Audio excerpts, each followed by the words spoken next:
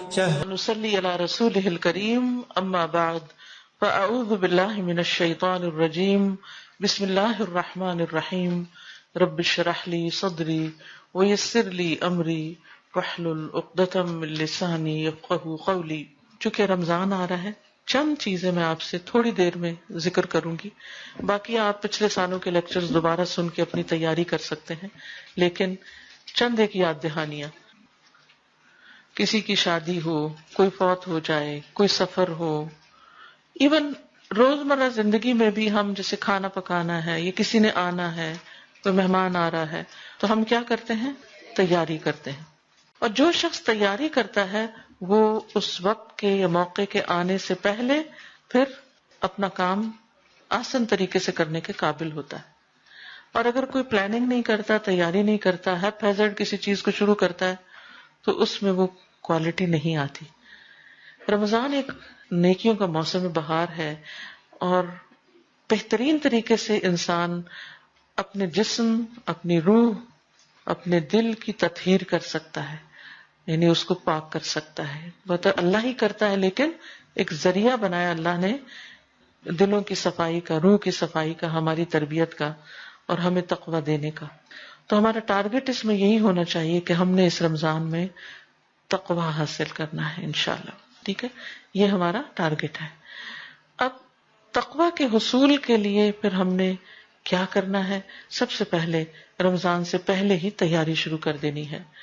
اس میں سب سے پہلی بات یہ کہ ہم اپنے گناہوں پر سچی توبہ کریں. توبہ اور استغفار ویسے تو ہمیشہ ہی کرنی چاہیے، لیکن یہ یاد رکھیں کہ گناہ نیکیوں کے راستے میں حائل ہو جاتے ہیں. نیکیوں کا موسم بہار آ رہا ہے، کہیں ایسا نہ ہو کہ آپ اس سے پوری طرح فائدہ نہ اٹھا سکیں اور آپ نیکیاں نہ کر سکیں. کیوں؟ گناہوں کی وجہ سے. اگرچہ رمضان میں بھی گناہ معاف ہوتے ہیں، لیکن اس سے پہلے کہ جتنے گناہ ہیں یا رب تو ہمیں معاف کر دے، تاکہ ہم سے بوجھ اتر جائیں اور ہم بہترین طریقے سے روزے رکھیں، بہترین طریقے سے تلاوت کریں، بہترین دعائیں کریں اور واقعی ہمیں تقویٰ حاصل ہو جائے. تو جب یہ مہینہ شروع ہو تو ہم شرح صدر کے ساتھ، اطمینان کے ساتھ اپنی عبادت اور نیک اعمال میں مشغول ہو جائیں، اس طرح کہ ہم واقعی مطمئن ہوں. تو گناہوں کے بوجھ کے ساتھ رمضان میں داخل نہ ہوں، توبہ کے ساتھ داخل ہوں، تاکہ رمضان شروع ہوتے ہی دوڑ لگ جائے. ٹھیک ہے، اور کہیں رکاوٹ نہ آئے. رکاوٹوں کو دور کرنے کا طریقہ کیا ہے؟ استغفار، سچی توبہ. وَتُوبُوا إِلَى اللَّهِ جَمِيعًا أَيُّهَا الْمُؤْمِنُونَ لَعَلَّكُمْ تُفْلِحُونَ. تم سب اللہ کے حضور توبہ کر لو اے ایمان والو، تاکہ تم کامیاب ہو سکو. رسول اللہ صلی اللہ علیہ وسلم نے فرمایا، لوگوں اللہ سے توبہ کرو، کیونکہ میں دن میں 100 مرتبہ اس سے توبہ کرتا ہوں، دن میں 100 بار. ٹھیک ہے، پھر اسی طرح دعا کرنا. دوسری چیز کیا ہے؟ دعائیں کرنا. خاص دعا کیا ہوگی رمضان کے آنے سے پہلے؟ کہ یا اللہ ہمیں ہر طرح کی بیماری، تکلیف، پریشانی، مصروفیت سے محفوظ رکھنا، تاکہ ہم رمضان کی عبادت صحیح طور پہ کر سکیں. کوئی رکاوٹ نہ بیچ میں آ جائے، کوئی اچانک حادثہ، کوئی پریشانی، کوئی ایسی چیز بیچ میں نہ ہو کہ جو ہماری عبادت میں رکاوٹ بنے. کیونکہ بعض اوقات آپ دیکھیے کہ آپ کی بڑی تیاری ہوتی ہے کام کرنے کی، اچانک آپ خود بیمار ہو جاتے ہیں یا گھر والوں میں سے کوئی بیمار ہو جاتا ہے، تو پھر کیا ہوتا ہے؟ جو کچھ آپ نے پلان کیا ہوتا ہے وہ سب طریقہ طرح رہ جاتا ہے. تو اللہ تعالیٰ سے عافیت کی دعا مانگتے رہیں، اور پھر یہ دعا کریں کہ اللہ ہمیں خیر و سلامتی کے ساتھ رمضان تک پہنچا دے، خیر کے ساتھ رمضان تک پہنچا دے. اسلاف سے یوں روایت آتی ہے کہ وہ 6 ماہ یہ دعا کرتے تھے، اے اللہ ہمیں رمضان تک پہنچا دے، اللہ ہمیں رمضان دیکھنا نصیب کر. اور پھر رمضان کی عبادتیں کرتے اور رمضان کے بعد اگلے 5 مہینے یہ دعا کرتے، اللہ ہمارے روزے قبول کر لیں، ہماری رمضان کی عبادتیں قبول کر لیں. تو رمضان کے آنے تک بھی دعائیں کریں کہ رمضان ملے ہمیں. کتنے ہی لوگ ایسے ہیں جو پچھلے رمضان میں تھے اور آج دنیا میں نہیں ہے. ہر ایک کسی نہ کسی کو ضرور جانتا ہوگا جس کی اس سال میں ڈیتھ ہوئی. آپ کے عزیز قریب ترین پیارے. ہمیں نہیں معلوم ہم دنیا سے کب چلے جائیں، تو اللہ تعالیٰ سے دعا کرنی چاہیے کہ اللہ تعالیٰ ہمیں اپنی اطاعت کے کاموں، اپنی عبادت کے لیے ہماری مدد فرمائے اور ہمیں اس کے لیے قبول کر لے. تیسری چیز، اس مہینے کا خوشی سے استقبال کرنا، اس کے بارے میں سوچ کر خوش ہونا، کیونکہ رمضان گرمیوں میں آ رہا ہے، جون میں آ رہا ہے، عین گرمی کی شدت کا مہینہ. تو اس لیے کچھ لوگ اس کے آنے کی خبر سے پریشان بھی ہوتے ہیں دل میں، بڑی گرمی ہوگی، بڑی پیاس لگے گی، کاموں کا کیا ہوگا، ایسا کیسے ہوگا، ویسا کیسے ہوگا. لیکن آپ نے ہر سال دیکھا ہوگا سب کچھ ہو جاتا ہے. تو آگے کا خوف نہیں کریں، پیچھے کے تجربے سے مطمئن ہو جائیں کہ الحمدللہ اللہ نے سب کرا دیا تھا، لاسٹ ایئر بھی کرا دیا تھا، اس سال بھی اللہ کے فضل سے ہو جائے گا. تو اس لیے خوشی سے رمضان کا استقبال کریں، اور اس کا بھی اجر ہوگا انشاءاللہ تعالی، کیونکہ جب انسان خوش ہو کر کسی کام کو کرتا ہے تو وہ آسان بھی ہو جاتا ہے، اور اس کے ساتھ ساتھ اس کی کوالٹی بہت اچھی ہوتی، اور جب کوالٹی اچھی ہوگی تو پھر اجر بھی زیادہ ہوگا. اور آپ کو معلوم ہے کہ رمضان جو ہے اس میں جنت کے دروازے کھول دیے جاتے ہیں، جہنم کے دروازے بند کر دیے جاتے ہیں، ہر طرح کی خیر و برکت نازل ہوتی ہے.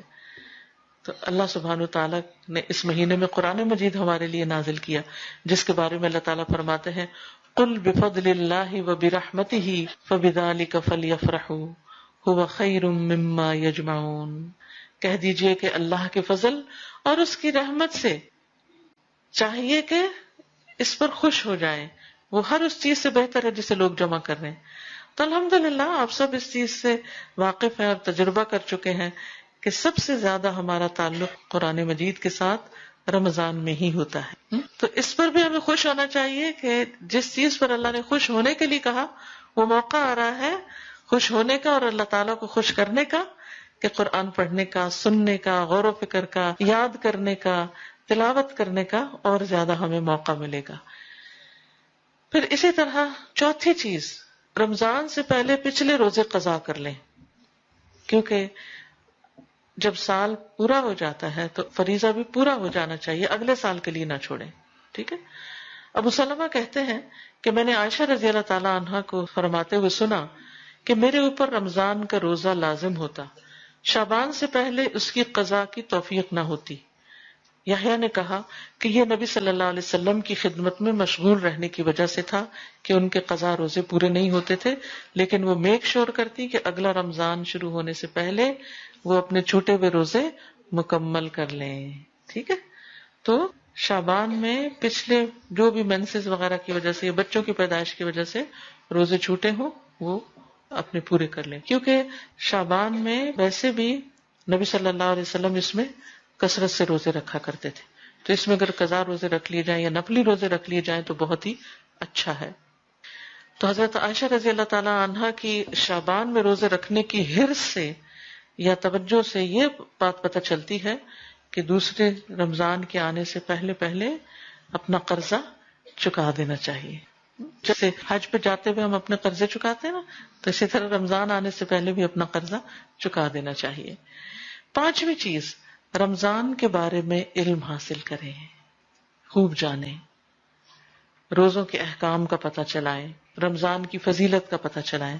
اس کے لیے بہترین کتاب ہے شہر رمضان، رمضان کا مہینہ.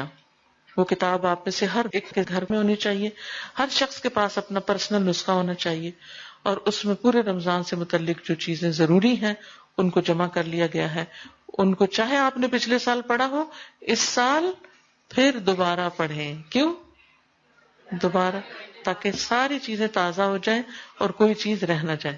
جیسے ایک طالب علم امتحان دیتا ہے نا، تو وہ کیا کرتا ہے، آخر یعنی ساری رات بھی پڑھتا ہے، سارا سال بھی پڑھتا ہے، لیکن آخر میں پھر ایک دفعہ اندر جانے سے پہلے، انٹر ہونے سے پہلے ایگزامینیشن ہال میں دوبارہ موٹی موٹی باتیں پھر دوبارہ دیکھ لیتا ہے تاکہ کوئی چیز بھولے نہ. تو ہم بھی کچھ بھولے نہ اور ہر چیز اچھے طریقے سے کر سکے، اس کے لیے ہمیں اس کو پڑھ لینا چاہیے. اس کتاب کی خاص خصوصیت یہ کہ اس میں کرنے کے کام بتائے گئے ہیں، احادیث بیان کرنے کے بعد یہ کہ کرنا کیا کیا چاہیے. چھٹی چیز، رمضان کے آنے سے پہلے اپنے کاموں کو نپٹا لیں. کون سے کام؟ مثلا شاپنگ، گروسری سے متعلق، اپنا راشن دال چاول اکٹھے کر لیں، خاص طور پر بیسن وغیرہ جو آپ نے پکوڑے بنانے ہیں، کیونکہ اس کے بغیر تو ہمارے یہاں رمضان کا کانسیپٹ ہی نہیں ہے نا. لیکن یہ کہ اس سے ہم اپنے لیے بڑی مشکل کھڑی کرتے ہیں، کیونکہ کھانے میں تو مزہ آتا ہے لیکن اس کے بعد پیاس کا دور شروع ہوتا ہے جو روزے سے پہلے ہی ہوتی ہے، اور پھر اس میں مزید اضافہ ہو جاتا ہے. پھر جب ہم طالوت کی فوج کی طرح زیادہ پانی پی لیتے ہیں تو پھر تراویح پڑھنے کے لیے ہمیں مشکل ہو جاتی ہے. تو اس لیے ایسے کھانے تیار کریں، ہم خواتین خانہ ہیں اپنے لیے بھی اور اپنے بچوں اور گھر والوں کے لیے، جن جن کا روزہ ہم پہ ڈیپینڈ کرتا ہے ان سب کو ہم ہیلدی فوڈ کھلائیں تاکہ ان کا روزہ بھی اچھا گزرے اور ہم بھی سست نہ پڑیں. تو یعنی ہر طرح کی تیاری، عید کے کپڑے بنا لیں، صفائی وغیرہ کر لیں، اور جو کام آپ کو رکاوٹ ڈالتے ہیں مختلف عبادتوں میں ان کو پہلے سے ہی نپٹا لیں. 7ویں چیز، گھر والوں کو، دوستوں کو، اپنے آس پاس کے لوگوں کو رمضان کے احکام بتائیں. یعنی اگر آپ قرآن پڑھی ہوئی ہیں، خاص طور پر درس دینا جانتی ہیں، تو اپنے قریبی حلقوں میں کچھ نہ کچھ اس کی تعلیم دیں. یعنی اپنے گھر میں خاص طور پر اپنے بچوں کو لے کر کیا کریں، وہ کتاب ان کے ساتھ بھی بیٹھ کے پڑھیں، ان کو احکام بتائیں. اور باقی لوگوں کو آپ کتابیں دے سکتے ہیں، جیسے یہاں پر اجازت نہیں ہے اور گھر میں درس کرنے کی، تو ایسا کام نہ کریں جو لا آف لینڈ کے خلاف ہو. لیکن آپ کیا کر سکتے ہیں کہ لوگوں کو کتابیں دے سکتے ہیں کہ جس سے وہ اپنے خود پڑھ کے اپنے بچوں کے ساتھ پڑھ کے اس کی دہرائی کر لیں. ٹھیک ہے.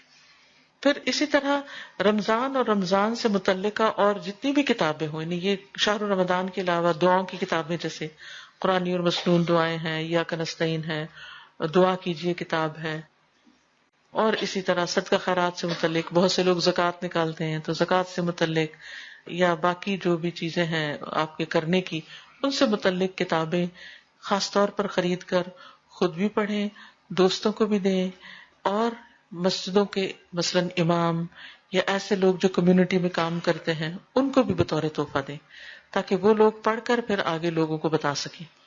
کیونکہ بعض اوقات ان لوگوں کو، یہاں کی بات میں نہیں کر رہی لیکن آپ نے دیکھا ہوگا بیک ہوم انڈیا پاکستان وغیرہ میں عموماً بعض مساجد ایسی ہوتی ہیں کہ جس میں جو امام ہوتے ہیں وہ حافظ ہوتے ہیں بس. تو حافظ، ان کو قرآن تو پورا زبانی یاد ہوتا ہے لیکن مسائل وغیرہ کا پتہ نہیں ہوتا. پھر لوگ رمضان کے مہینے میں آ کے طرح طرح کے مسئلے پوچھتے ہیں، تو پھر اس سے کیا ہوتا ہے کہ وہ بتا نہیں پاتے، یا بعض اوقات یعنی کہ درست رہنمائی نہیں ہو سکتی. تو ایسی جگہوں پر کتابیں پہنچانے کا اہتمام کریں. یہ صدقہ جاریہ کی بہترین قسم ہوگی. جو بھی پڑھے گا یا آپ کی کتاب سے سنے گا، وہ جو عمل کرے گا وہ سارا ثواب آپ کو بھی ملے گا. اس کے علاوہ بھی راشن وغیرہ کی تقسیم کریں. یعنی غریبوں میں کھانا وغیرہ، اگر یا تو رمضان میں روزانہ افطاری بھیجنے کا اگر آپ اہتمام کر سکتی ہیں تو ٹھیک، اگر نہیں تو سوکھا راشن جو ہے وہ آپ غریبوں میں بانٹیں. اور اگر آپ کے نزدیک کوئی غریب نہیں رہتا تو جو لوگ یہ کام کر رہے ہیں ان کو آپ اپنے حصے کا یعنی کہ کنٹریبیوشن دے سکتے ہیں کہ وہ لوگ آگے غریبوں میں راشن دیں. کیونکہ یہ شہر المواسات ہے، ہمدردی کا مہینہ ہے، تو اس میں انسان کو صدقہ خیرات بھی خوب کرنا چاہیے. لیکن بعض اوقات ہم رمضان کا انتظار کرتے رہتے ہیں کہ رمضان شروع ہوگا تو صدقہ کریں گے. اب ہوتا کیا ہے کہ جو بیچارے غریب لوگ ہوتے ہیں وہ بعض اوقات آدھا رمضان گزر جاتا ہے اور ان تک چیز نہیں پہنچتی. تو اگر آپ ان کو کپڑا دینا چاہتے ہیں یا راشن دینا چاہتے ہیں یا کچھ بھی کرنا چاہتے ہیں تو ایسے کام بھی شعبان میں ہی نمٹانے کی کوشش کریں. وہ کھائیں گے جب رمضان میں تو ثواب مل جائے گا نا، یا پہنیں گے رمضان میں تو ثواب مل جائے گا آپ کو. ٹھیک ہے. پھر اسی طرح شعبان کے مہینے میں اگر ہو سکے تو نفلی روزے وغیرہ رکھیں. حضرت عائشہ کہتی ہیں کہ رسول اللہ صلی اللہ علیہ وسلم نفل روزہ رکھنے لگتے تو ہمیں لگتا کہ اب آپ روزہ چھوڑیں گے نہیں، اور جب چھوڑ دیتے تو ہم سمجھتے کہ اب آپ رکھیں گے نہیں. اور میں نے رمضان کے علاوہ رسول اللہ صلی اللہ علیہ وسلم کو کبھی پورے مہینے کے نفلی روزے رکھتے نہیں دیکھا جتنے روزے آپ شعبان میں رکھتے تھے. یعنی شعبان سے زیادہ کسی اور مہینے میں آپ نے کبھی اتنے روزے نہیں رکھے. اسامہ بن زید کہتے ہیں میں نے عرض کیا اے اللہ کے رسول صلی اللہ علیہ وسلم، میں نے آپ کو کسی مہینے میں اتنے روزے رکھتے نہیں دیکھا جتنے آپ شعبان میں رکھتے ہیں. آپ نے فرمایا یہ وہ مہینہ ہے کہ لوگ اس سے غفلت کر جاتے ہیں. یہ رجب اور رمضان کے درمیان ہے، اور یہ وہ مہینہ ہے کہ اس میں رب العالمین کے ہاں انسانوں کے اعمال پیش کیے جاتے ہیں. یعنی ہمارے اعمال اللہ تعالیٰ کے سامنے پیش کیے جاتے ہیں، اور میں چاہتا ہوں کہ جب میرا عمل پیش ہو تو میں روزے سے ہوں. تو اس سے شعبان کے روزوں کی حکمت پتہ چلتی ہے کہ اس مہینے میں روزے رکھنے کی حکمت کیا ہے، کہ اعمال کی پیشی ہوتی ہے. اور بعض علماء یہ کہتے ہیں کہ رمضان کے روزے فرض ہیں، تو شعبان میں آپ سنت روزے رکھتے ہیں، نفل روزے رکھتے ہیں، جو ایسے ہی ہے جیسے فرض نماز پڑھنے سے پہلے آپ کیا پڑھ رہے ہوتے ہیں، سنتیں پڑھ رہے ہوتے ہیں. ٹھیک ہے. اور 10ویں چیز ہے قرآن کی تلاوت. شعبان میں کیا کرنا ہے، قرآن کی تلاوت عام مہینوں سے زیادہ. میک شور کہ اگر جتنی آپ روزانہ روٹین میں کرتے ہیں اس کو بڑھا لیجئے لازمی طور پر. سلمہ بن کہیل کہتے ہیں کہ شعبان کے مہینے کو قراءت کا مہینہ کہا جاتا ہے.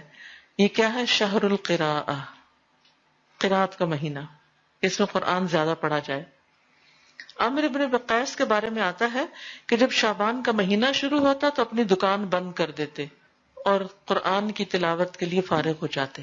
تو بہت سے لوگ شعبان کی فضیلت سے غافل رہتے ہیں. وہ رمضان کو تو لک فارورڈ کرتے ہیں، اس کی تو تیاری کرتے رہتے ہیں، اور مادی تیاری تو کرتے رہتے ہیں کہ چیزیں خرید لیں، کپڑے خرید لیں، عید کے کپڑے سلوا لیں وغیرہ وغیرہ، لیکن اس سے غافل ہو جاتے ہیں، یعنی قرآن اور نفلی روزوں سے.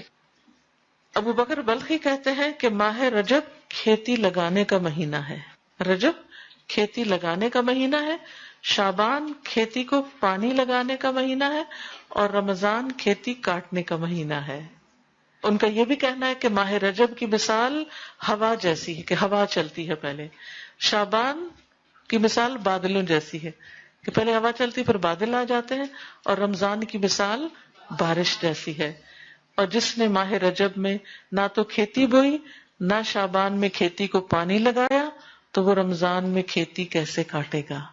گویا کسی کام کے کرنے سے پہلے اگر آپ نے تیاری ہی نہیں کی، پلاننگ ہی نہیں کی، تو جب کام سر پہ پڑے گا تو اس وقت آپ وہ کام اچھے طریقے سے کر نہیں سکتے، رمضان کے مہینے سے بھرپور فائدہ اٹھا نہیں سکتے. تو اللہ تعالیٰ سے دعا ہے کہ اللہ تعالیٰ ہمیں رمضان سے بھرپور فائدہ اٹھانے کی توفیق عطا فرمائے. وآخر دعوانا ان الحمد للہ رب العالمین.